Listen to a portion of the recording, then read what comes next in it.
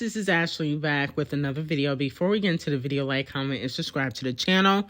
Make sure you turn on post notifications. So let's start off with Lottery Ticket's new single, F the Club Up, featuring Glow Stick and Gangsta Boo. Okay? Now, one thing I want to say is I noticed that, you know, when she was going back and forth with Nicki Minaj, and I mentioned this yesterday, she said that Nicki Minaj was super, you know, freaky grandma, right? But Nicki Minaj is 39. And I went and checked to see how old Gangsta Boo was, and she's 43. So isn't she a grandma? Why would you want to collaborate with Gangsta Boo? And she wasn't even on the song. Let's get that straight too. She wasn't even on the song. I think she used Gangsta Boo for a sample or something because she was nowhere to be found on the record. Okay, I didn't hear one rap from her, but I think she just used her for the sample. With that being said, though, I listened to the song. The song is boring. Glow Stick did not really sound good on the song, in my opinion. She should have gotten like 5-Year Foreign or somebody like that to be on this type of record. And then on top of that, there was a few scenes where she was trying to look like Nicki Minaj. I was like, oh my goodness. You called her old, but you was trying to look like her. I had to take a double take. I was like, wait a minute. I've seen that look before. But with that being said, the song is like completely boring. I would never listen to this ever again. But the only good thing about this record is she's not really talking about sex. But you can tell that her label is not really pushing this song because it's not a pop song. And that's why the music video was so cheap. You know, I don't really like music videos where they're like in the club the whole time. That's just me personally. But I know that this is like a club type of record, so I understood, but it still was kind of boring. I definitely would never listen to the song again. So let me know if you guys believe that this is a bop or flop. I think that this is a flop. You know, I don't really think that this was a good single to choose. You know, it got leaked like weeks ago. I think she should have just scrapped it. Moving on to Nicki Minaj. Some fans are accusing SZA of shading Nicki Minaj. Okay? Because SZA retweeted a tweet. The tweet says, nobody doing blank craft on you. You're just a terrible ass person and you're paranoid. Which is by Jay Versace. Okay, I believe he is a producer or something in the industry. And then SZA responded and she said this, LOL. Okay? Now, if you guys remember, fans did start to notice that, you know, SZA did unfollow Nicki Minaj. I don't really follow SZA like that, so I personally did not notice, but other fans did notice that, you know, she did unfollow Nicki. And then on top of that, if you guys look at the comments, fans believe that SZA and Jay Versace are talking about Nicki Minaj. Now, they could be talking about another celebrity, but Nicki Minaj is the latest celebrity that has came out and basically said that there was a certain female rapper putting, you know, voodoo on her, and everybody knows that she is talking about Cardi B. And, you know, Cardi B actually came out and denied everything. And then on top of that, she also mentioned it in Ganja Burn. But that doesn't necessarily mean that SZA is talking about Nicki Minaj. I think that fans just want SZA to talk about Nicki Minaj, but the timelines don't add up because she said that like months ago. So why address this now, you know, when Nicki said this like 2 to 3 months ago? That doesn't make any sense. Unless she recently had a bad experience with Nicki Minaj. So let me know how you guys feel about that. I don't feel like it's distinct enough for it to be shade towards Nicki. But I think that people are going to pin it to Nicki because of what Nicki said a few months ago about somebody putting voodoo on her. Fans are also calling out ICESPICE for turning on Cardi B because in recent interviews, she has been constantly mentioning that Nicki Minaj and D0JA are the two artists that she wants to collaborate with, okay? But when she first started making noise, she mentioned Cardi B, but now she don't mention Cardi B's name no more. If you guys remember, she said that she wanted to collaborate with Cardi B because Cardi B had a Grammy, okay? But now she's not mentioning Cardi B's name in regards to a collab, especially after that trash remix she did for Munch. One of his niggas that said we could chill. Like what? He wants to see what it is like a gender reveal. Like pissing on bitches is really a skill. Like what? Bitches dead to me, damn, they dead to me still. Yeah, that remix was just terrible. Thank goodness she never put that out. But let me know if you guys feel like she is turning on Cardi B. Now, I feel like the reason why she keeps mentioning Nicki Minaj and Doja Cat, because this is like the 4th or 5th interview that she mentioned, you know, Nicki Minaj and Doja Cat. And I'm sure Nicki and Doja are not the only two artists she wants to collaborate with. But it's because the delusional barbs, again, who claim that they are Nicki fans, have magically turned into ICESPICE fans.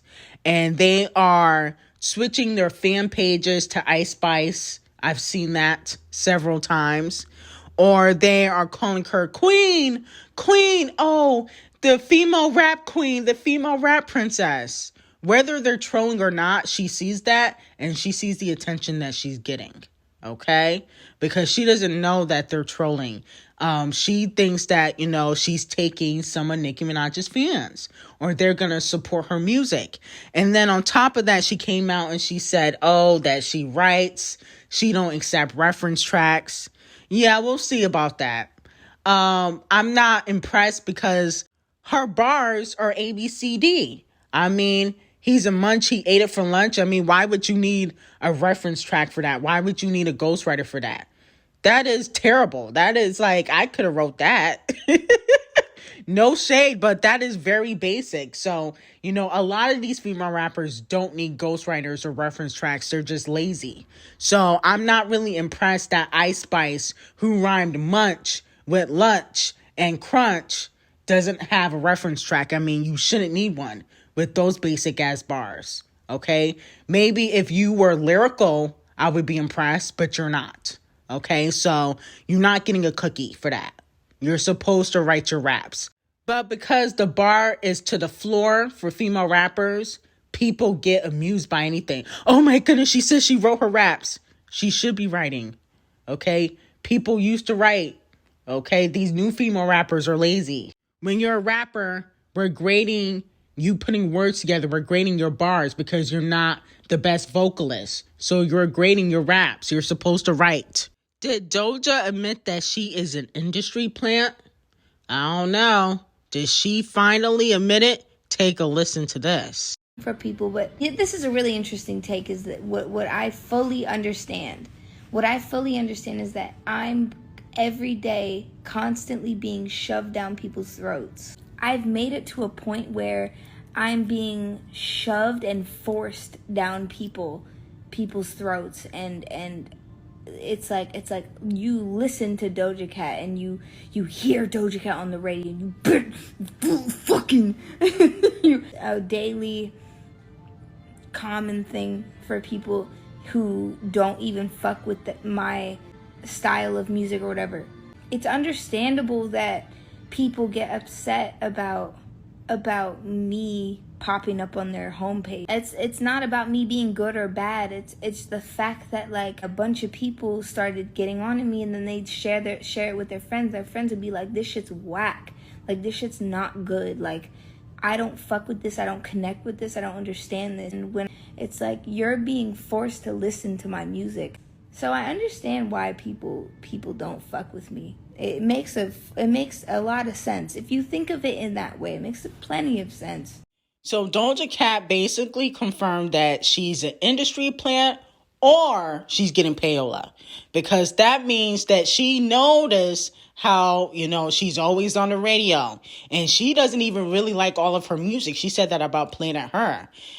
She's like, oh, I can understand why people don't F with this. And if you don't like my music and how, you know, people have to be forced to listen to me. So she just confirmed that she might hypothetically be an industry plant or that she's receiving payola. Okay? I'm just saying, she just confirmed it, so don't get mad at me. So as we know, the short leprechaun with no hairline is producing Iggy Azalea's album. And fans were asking him if he can get Saucy Santana and Iggy on a song together. And Saucy Santana responded and said, I'm sending my verse back, please hold, okay? Because Tory was bragging about a song that Iggy and 5 Foreign got together. That should sound interesting. But this is not going to go well for Megan, okay? Megan is not going to be happy if you're working with Tory and Iggy, okay? Saucy, you might want to be careful, Mr. Brown, because Rock Nation might be coming for you next.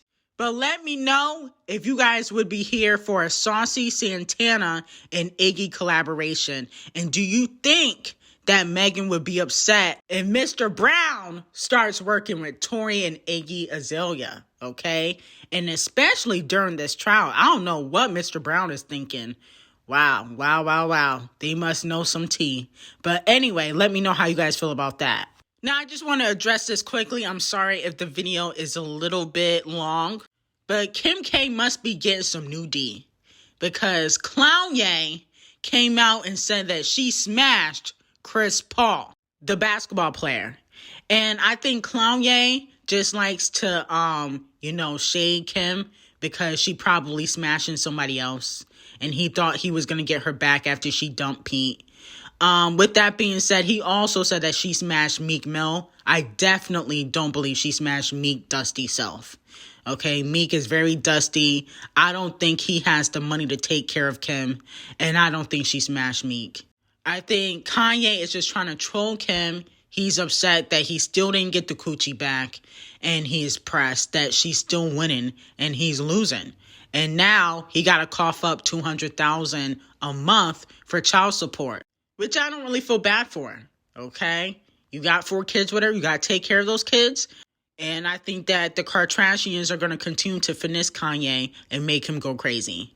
So anyway, let me know how you guys feel about everything. Sorry about the long video. Make sure you guys check out my Patreon. I'll put a really good video about Lil Uzi with his short ass and, Camel Face and Queeby. I got an exclusive on there on Patreon. So the link will be in the description box. And I hope you guys have an amazing day.